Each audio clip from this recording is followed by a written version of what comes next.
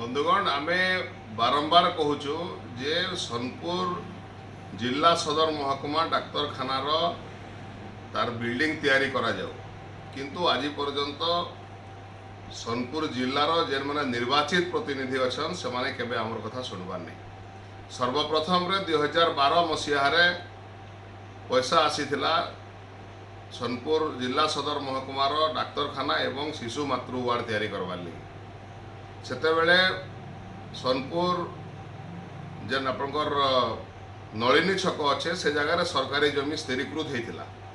एवं हाईकोर्टर कौन केस हबार द्वारा से काम हो नहीं पार्ला से पैसा फेरीगला। आमे बारंबार कहलु कि जेन जगार डाक्तरखाना अच्छे से डाक्तरखाना जगार ओल्ड बिल्डिंग के भांगिकी करा जाऊ सीडीएमओ बिल्डिंग भांगी करा जाऊ सरकार नहीं सुनले, निर्वाचित प्रतिनिधि नहीं सुनले एवं आमर मंत्री निरंजन बाबू भी नहीं सुनले। सेतेबेले ओएस कलेक्टर दासरथी शतपथी थिले होम डिपार्टमेंट रु 4 एकड़ जमी मगाहला। आमे बारंबार आंदोलन कलु 4 एकड़ जमी होम डिपार्टमेंट केवल हॉस्पिटल तैयारी करवार लगी हॉस्पिटल रु 200 मीटर दूरे पटाभाड़ी रोड रे जगह मिलला। दुखर कथा से जगह गोटे ईवीएम सेंटर तैयारी करदेले केवल ठिकादार मान को पोषबार लगी ठिकादार मान को काम देवार लगी एवं वर्तमान शिशु मातृ वार्ड महानदी खंडी तैयारी चलीचे सोनपुर स्पिनिंग मिल पछपटे 2011 बन्या जेन जगार बाउंस पानी थिला से जगार तैयारी चलीचे एवं आमे विरोध करवार सत्वे से जगह बन्या अंचल से जगार तैयारी हेले लोक असुविधा पाइबे आमे कहूचु से कथा कहीं कर्णगोचर नहीं कले। वर्तमान आमे आपन को ई जेन छोट बन्याटे हला एबे 2 दिन तले जेन छोट बन्याटे हला ये बन्यारे से जगह सबुआड़े बन्या पानी घेरेकी रखी आपन चिंता करन आगामी दिन रे जदि तेल नदी बढ़वा एवं महानदी एट ए टाइम बढ़वा ताहले से जगार किछि ना हेले बाउंसे पानी रहबा। आपन वीडियो देखुन। वर्तमान भी आम अनुरोध करुछु सोनपुर जिलार मान्यवर मंत्री अर्थमंत्री प्रबल प्रतापी निरंजन बाबू एबे भी दृष्टि दौन एवं जेन जगार बन्या नहीं हवा जेन जगार रोगी सुरक्षित रहे लोक सुविधा पाइबे से जगार से बिल्डिंग करा जाऊ।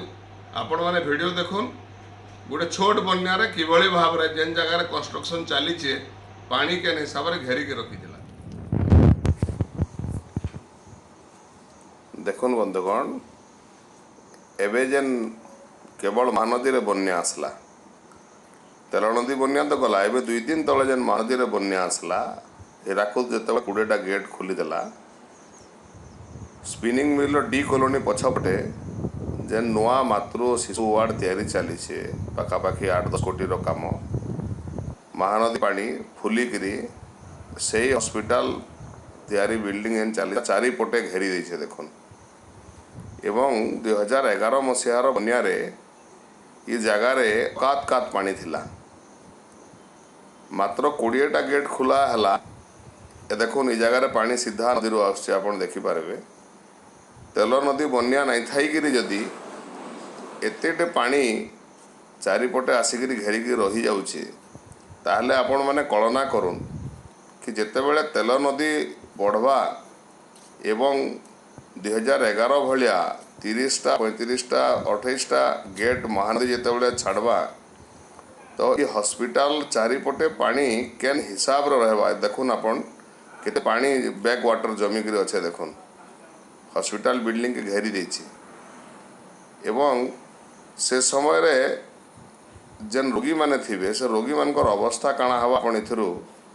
अनुमान करन काना भाबिकरी प्रशासन ए जगह हॉस्पिटल बिल्डिंग शिशु मातृ वार्ड बनुचे आमे जिनस बुझी नहीं पार। देखुन घर बुड़ी जाइए पानी जेन तांकर ठिकादार नलकुआ पानी करवा लगी जेन करिछे सेटा बुड़ी जाइए एवं जदि इस समय तेल नदी बढ़ी जाए देखुन पूरा बन्या पानी घर बुड़ी अच्छे आपण मैंने देखुन।